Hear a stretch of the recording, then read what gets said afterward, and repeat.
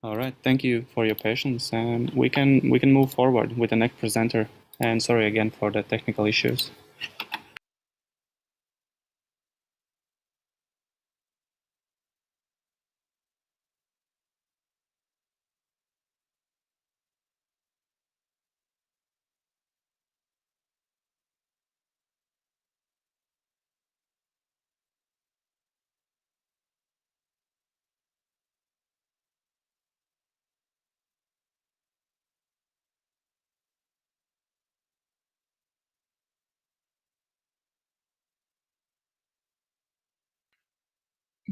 Yes, hello again.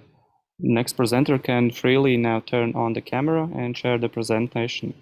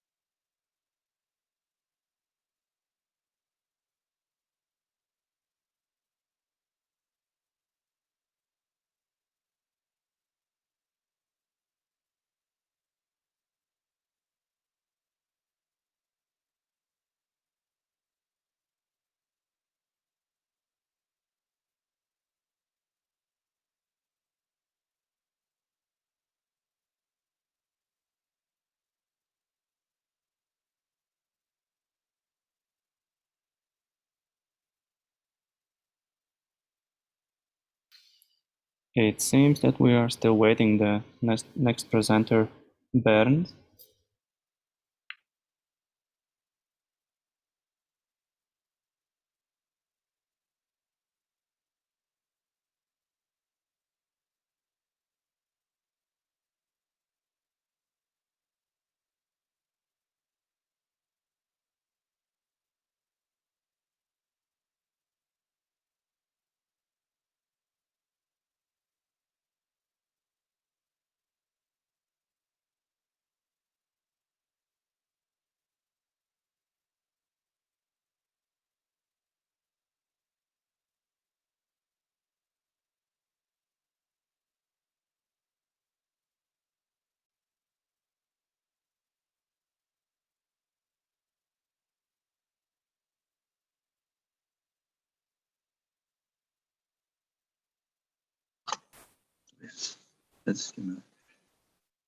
Hello? Yes, everything is fine. We can see you and hear you. Yeah, this was because we have some problems because my good colleague Peter Weber is not available, so I can't start. But this is, but I'm so sorry. Can I start or not? Yes, you can. Yes, I have only 20 minutes, so I make a short introduction. The first one is we are professors, Professor Weber and my name is Joachim Ertelt. We are professors at the University of Applied Labor Studies in Mannheim of the Federal Labor Agency in Germany. And our title is Artificial Intelligence for Career Decision Processes. We have a current research project, starting now in the fall, together with our colleagues from Berlin, an institute of Max Planck Institute. And the object of this research project is the investigation and identification of perception, preference, formation, and decision heuristics of advice seekers for the purpose of developing artificial intelligence-based decision algorithm for career counselors, which is intended to support both in the conduct of interviews and in the examination of vocational action alternatives from vocational and career-oriented information and media offering of the Federal Employment Agency. What are the aims and the results? This is identification of individual decision-making heuristics, alternatives, and decision-making criteria of advice seekers, premises in the sense of information-structured counseling that is similar like the cognitive information processing, what have our colleague Hayden described, based on this descriptive decision models, the information structure and methodology I worked out with my good Canadian colleague William Schultz was designed and empirical investigated in the last 20 years.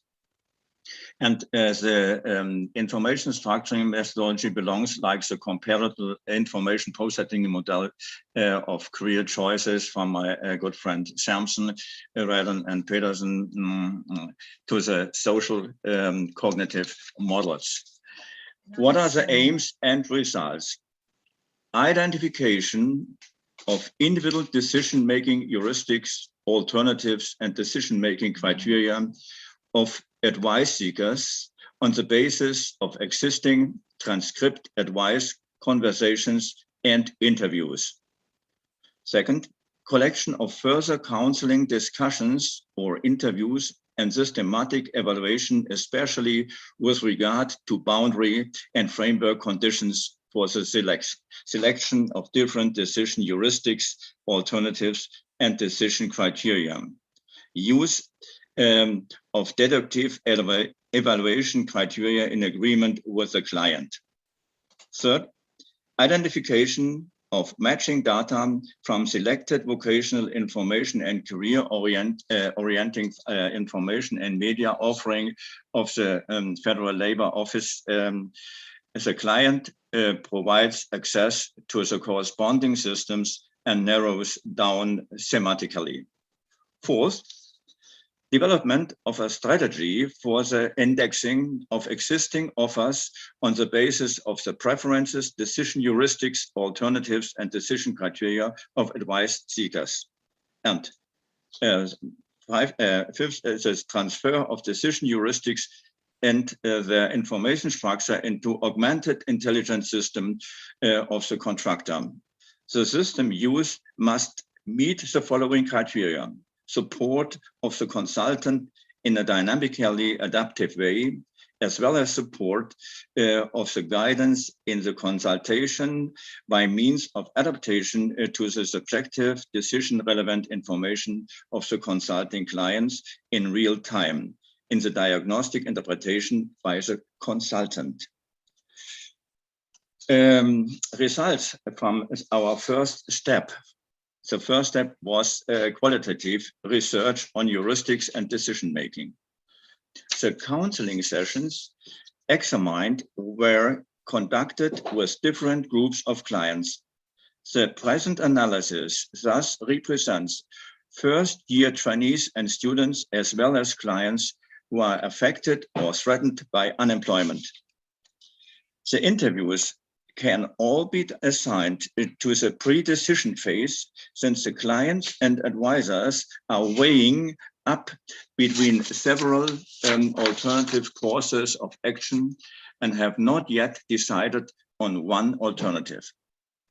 The analysis of the interviews showed differences between the normative contents of the interviews for this decision phase and the empirically found statements of the clients and consultants. In addition to expected interview content, as an example, information about jobs, clients and counselors predominantly used search strategies for finding for alternative actions. The most common search strategies were the use of a search tool, the exclusion of alternatives, the comparison with professional experience or internships, diversification, and social imitation. Most often, the search tools in Germany, the most important is Berufenet, network of vocations, were explained by the counselor to the client and the counseling sessions.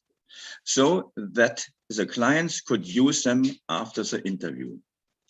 This provides evidence that the search process extends over several interviews as well as between interviews. As theoretically expected, the counselor frequently asks about certain decision-making premises, including interests and competences of the client. In addition, the conversation analysis showed an asymmetric distribution of the conversation between the counselors and the clients. The counselors expressed significantly more suggestions for alternative actions and information about possible jobs than the client. This fit with the finding that, as in the survey data, clients often indicate an unclear need for information. According to former research made by Ertelt and Schulz, however, fewer suggestions should be made in a pre-decision phase, and instead information should rather be provided that fits the customer's heuristics. In addition, advisors address the client's competencies about twice as often, which suggests a stronger weight of this decision premise for the advisor. The counselor also more often addresses the topic of applications and application processes. This topic of conversation plays an important role in the decision-making phase, in which the client also builds up motivation to carry out the decision. It is noticeable that the transition between the search and decision phases is often fluid in the case of training occupations. In counseling interviews, which can be superordinately assigned to the pre-decision phases, possible training areas are considered by the counselor and the client, and the same and at the same time the first application steps are weighted. This could be related to several decision strategies. In the case of a diversification strategy, there would be several training positions in the back of the hand if the first choice is not possible. The finding that the application processes are often talked about in the pre-decision phases could be related to the greater use of the satisfaction strategy. For example, if due to external constraints, such as mediocre grades in schools, the client has to adjust personal goals. He or she would be out of possible commitments. He or she would choose the first option. However, this cannot be conclusively inferred because the client's final decision is not apart from the interviews. And the last point, the structured thematization of certain contents, that is, the criterion indicates a normative conversation process of the counselor. Due to the thematization of such premises in the conversation, implicit heuristics of the clients are more difficult to map. For example, a customer described her interests and competences and which occupations might fit in which them during the counseling interviews when asked by the counselor. Only in the subsequent interview did the client state that she had learned about some of these professions, so being close to family and friends. The heuristic of social imitation and social influences in general are therefore not clearly evident in the counseling interview. Now we start with a field research in this case, and we think that we can offer some special methodologies to counselors, not for clients, but for counselors, that they can better give advice oriented at the heuristics of clients. This is far away from rational decision-making approach, and we know that it's very difficult because artificial intelligence systems always, until now, in my view, built on rational decision-making models. But this is obsolete since Herbert Simon.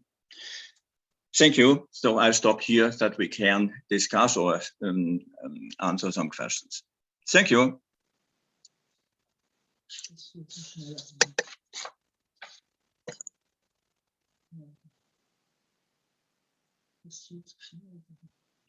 Do we have some connections? Yes, we can hear you. I guess it's slow on questions currently.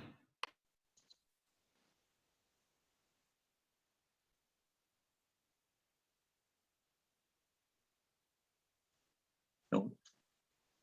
Questions can be, you can unmute yourself, or you can write in the chat. Yeah. If someone has a question, yes.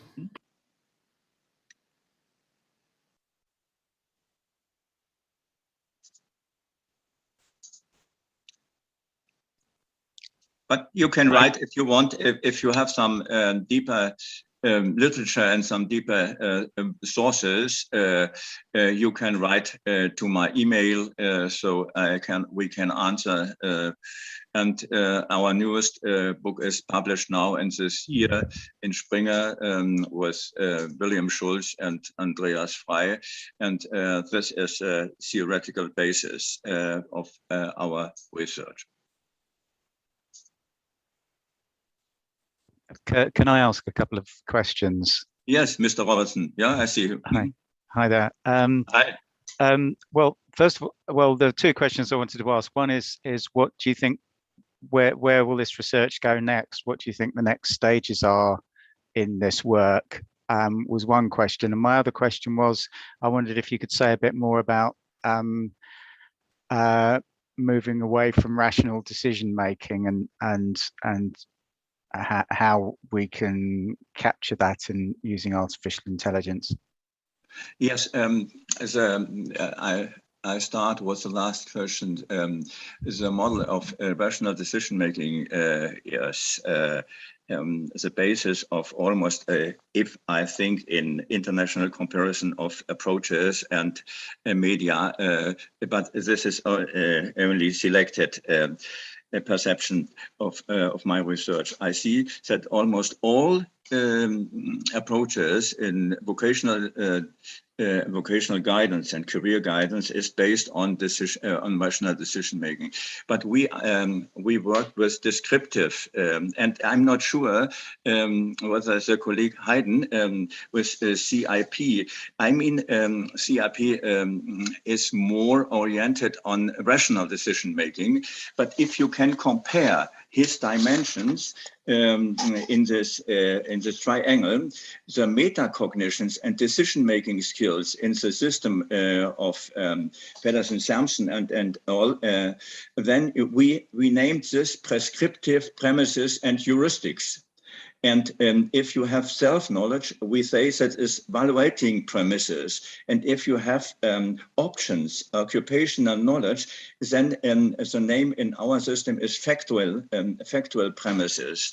And that means that if counseling is always looking to the counselee, to the client, then we have another picture. We have more descriptive models of decision making, and the combination of both. Our good colleague Gati has that prescriptive, but I mean we can differ with Brown and others in normative and descriptive. So we are on the basis of descriptive models, and we based on the former research of Herbert Simon and the newest one, Gerd Gigerenzer from USA and Germany in the Max Planck Institute.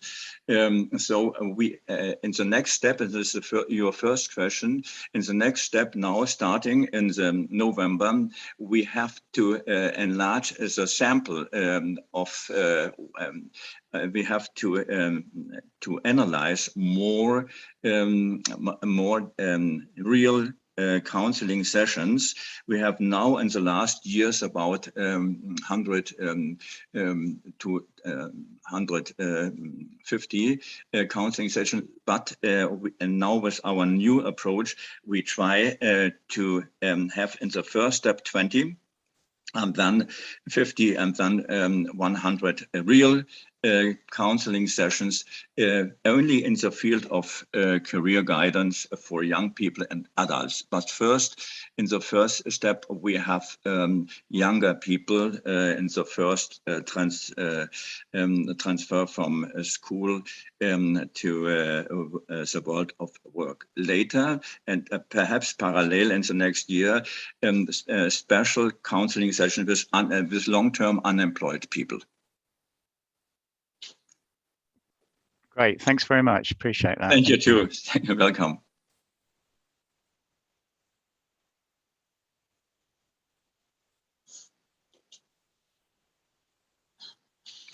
One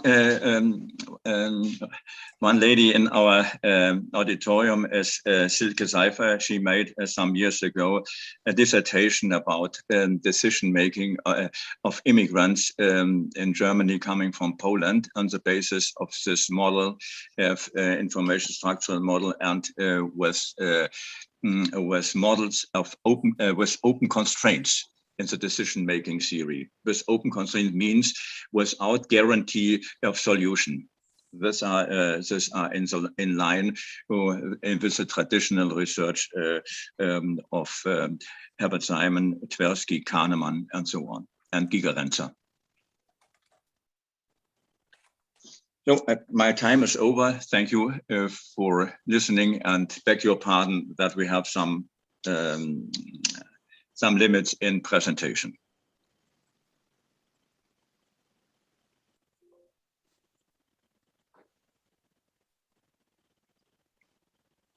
Thank you for presentation.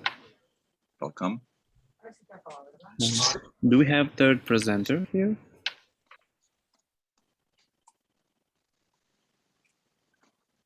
That's the third one. I mean, there was Rafael Lorente Tomás. Sí, hola, buenos días, buenas tardes. ¿Se oye bien? Sí.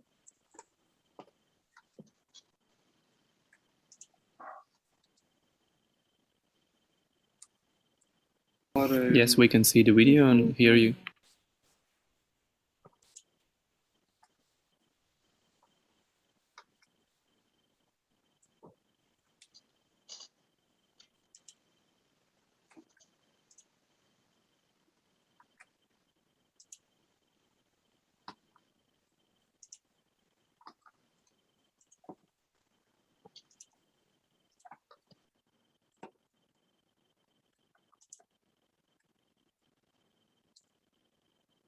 Sí, buenas tardes.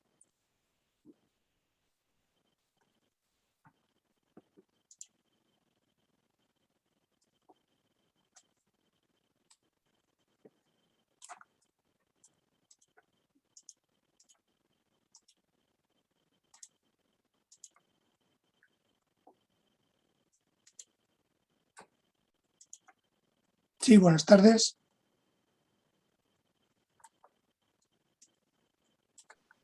Yes, we see your presentation. Se oye bien, ¿verdad? Yeah. Career guidance at advanced adult stage. Yes, we can see. Lo siento, no hablo inglés. Tendrá que ser en español. Si se oye bien y se ve bien la presentación, comenzaré.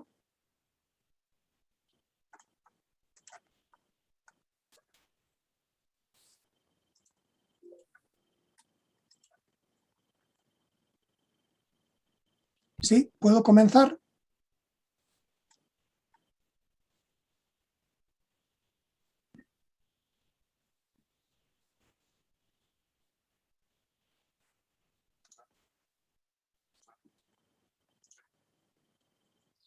Sí, imagino que la presentación también se ve bien. Correcto, pues entonces comienzo. la orientación profesional a lo largo de la carrera en la etapa adulta avanzada. Implicaciones para el retiro laboral.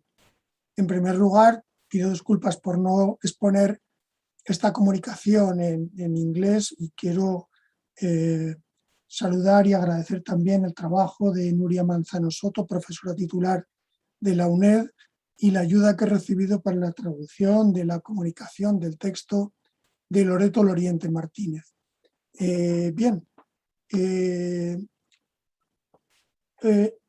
Como se puede ver en el abstract, el acceso al retiro laboral conlleva la interrupción y ruptura y el cese también de la trayectoria profesional.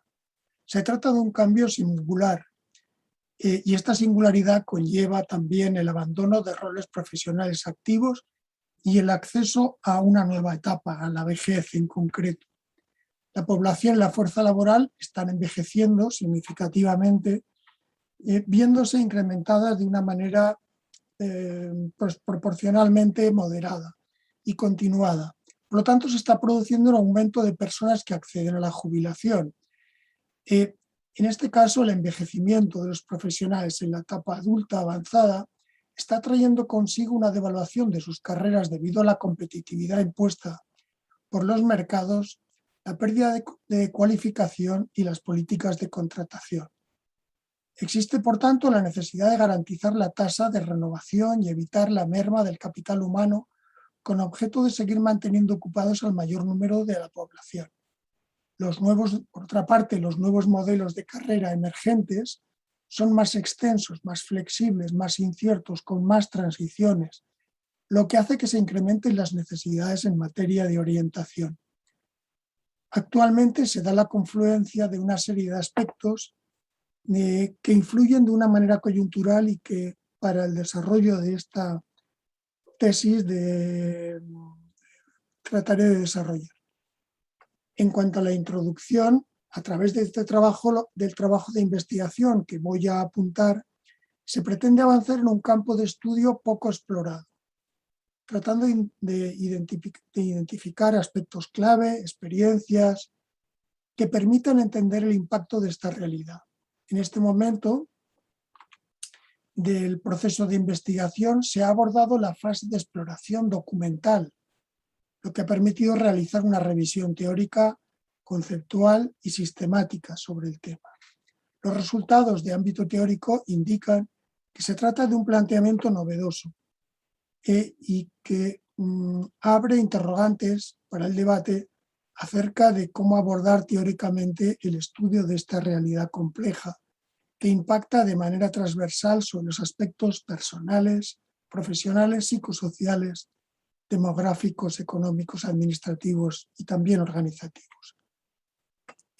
Los aspectos coyunturales a los que hacía referencia tienen que ver con la evolución demográfica, el impacto de la nueva economía, los cambios en los tipos de carrera, las singularidades de esta etapa, los cambios en la fuerza de trabajo y el impacto que produce sobre todos ellos, los nuevos roles de los agentes implicados, administración, orientadores, etcétera, familia, contexto, el incremento de la necesidad de orientación y los nuevos modelos de envejecimiento.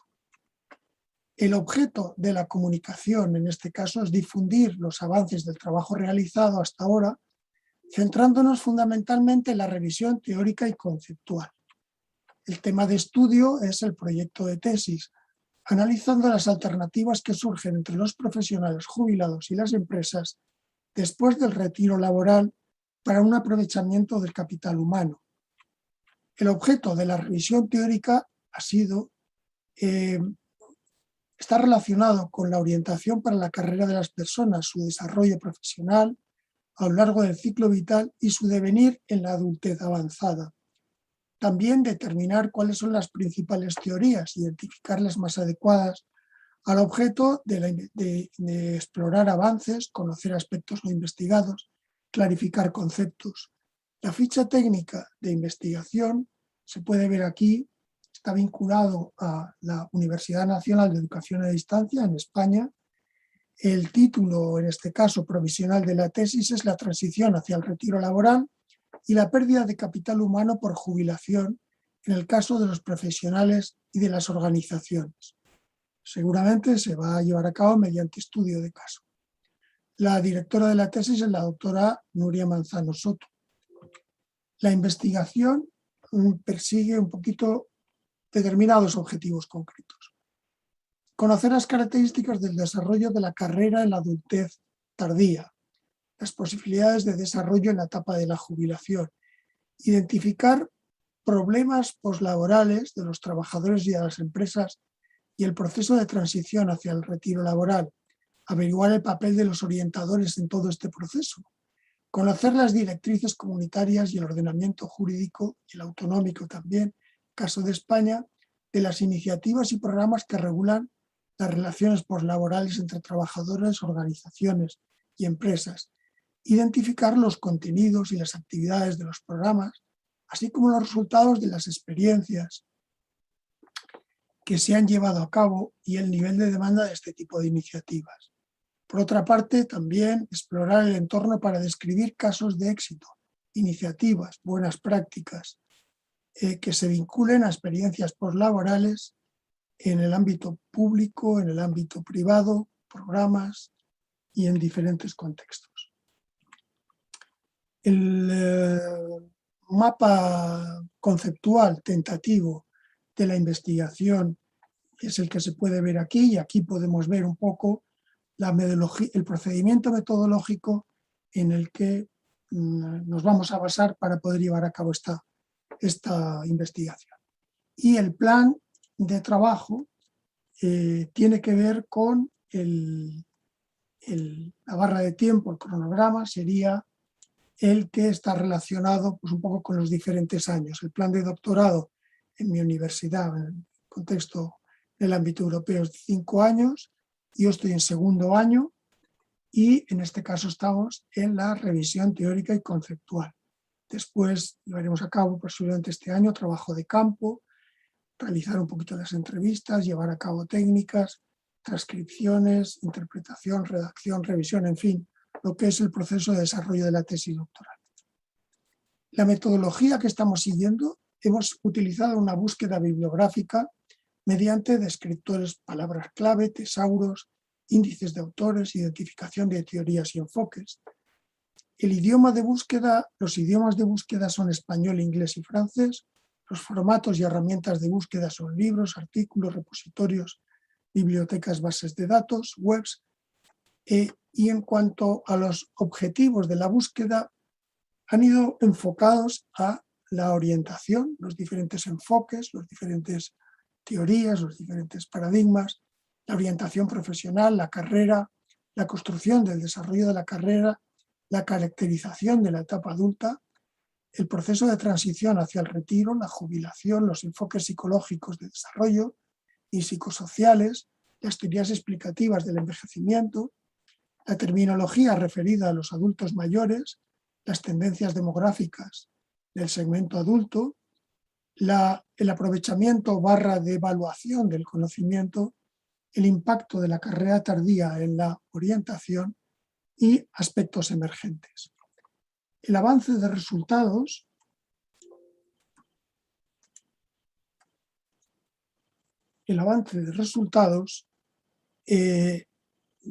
indica que la decisión de los enfoques revisados para la investigación, la decisión está condicionada por la inexistencia de una teoría general explicativa.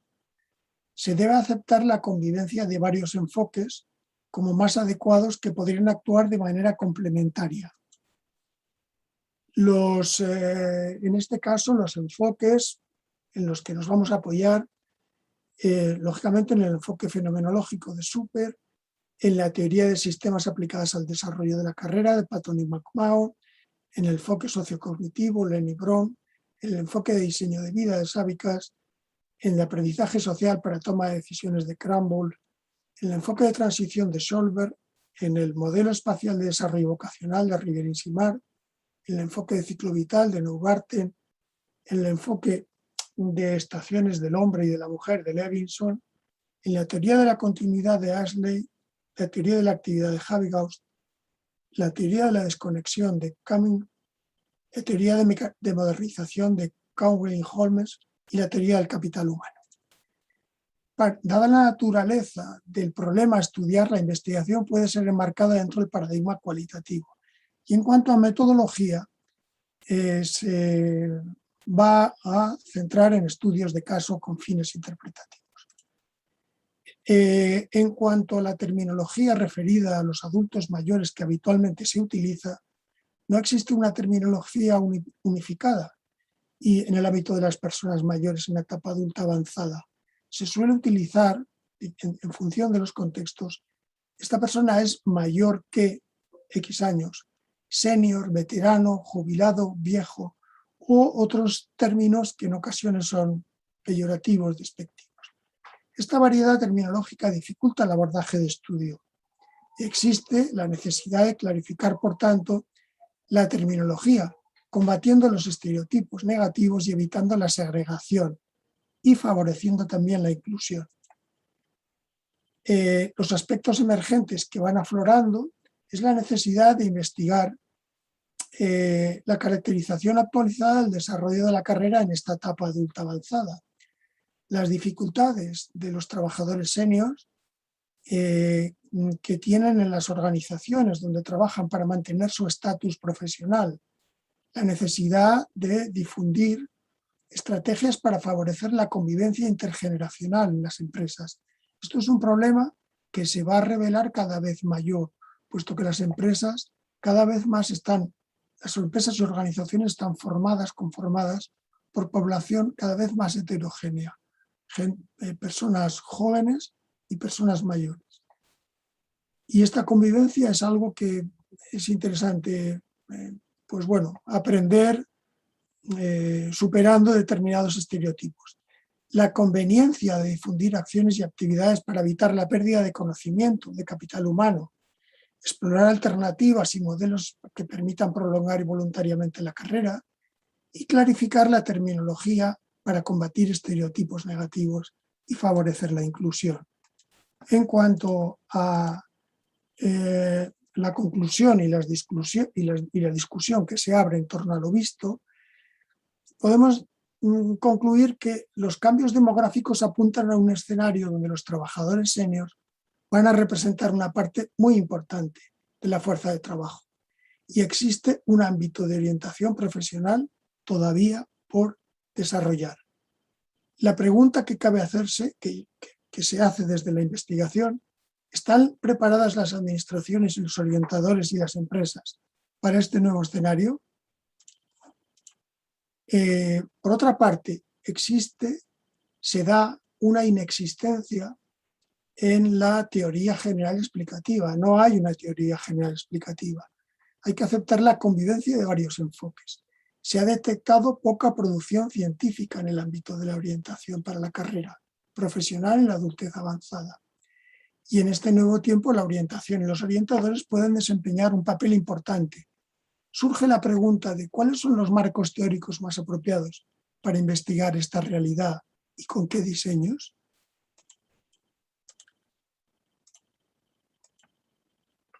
Existe necesidad de clarificar terminológicamente, ya lo hemos resaltado. La variedad conceptual para hacer referencia a los mayores puede contribuir a dificultar el estudio del tema. También a reforzar el edadismo y el cultivo de estereotipos negativos que condicionan el desarrollo de la carrera en la edad avanzada. Cabe preguntarse aquí de qué modo podríamos investigar estas formas de discriminación, estas nuevas formas de discriminación, junto al racismo, al sexismo y a otras formas de segregación. Está apareciendo el edadismo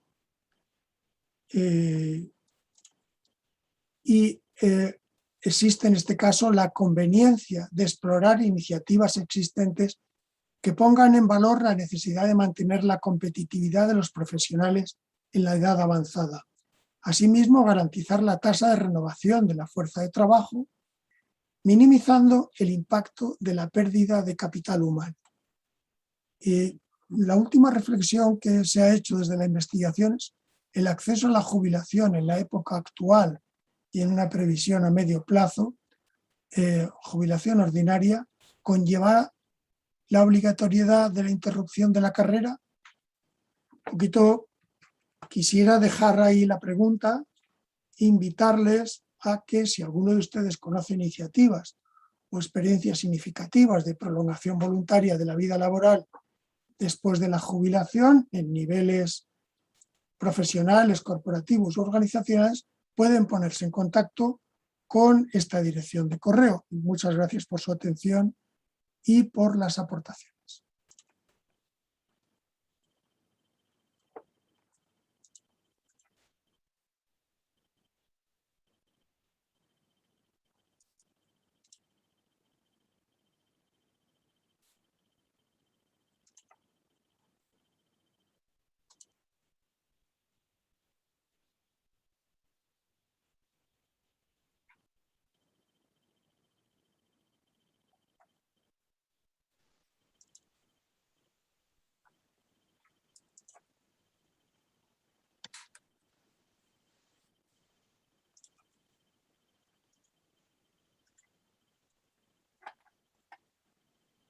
Hello.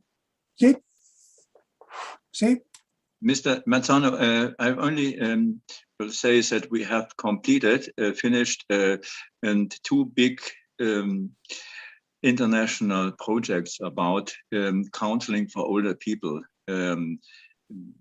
50 plus, pre-retirement and retired people, vocational guidance. So I will send you by our former leading person. She is speaking fluently in Spain. The resources and publications, materials, and so on. So perhaps we can speak about and cooperate in this field. If you send me your once more your email address, then I can ask her to send you our material we worked out in the frame of European Erasmus Plus projects in counseling 50 plus. So this is our materials for counselors and organizations with all learning materials and so on in this field. Would you be so kind as to give your email address in the last slide? Could you? Vous voulez monter le dernier slide de votre présentation?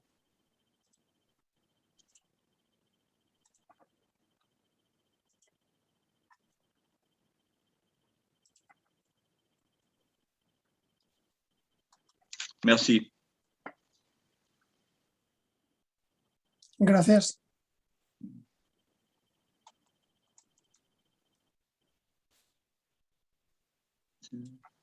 At email.com.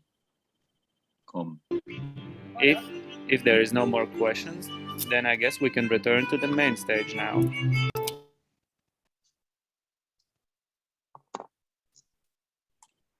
Muchas gracias.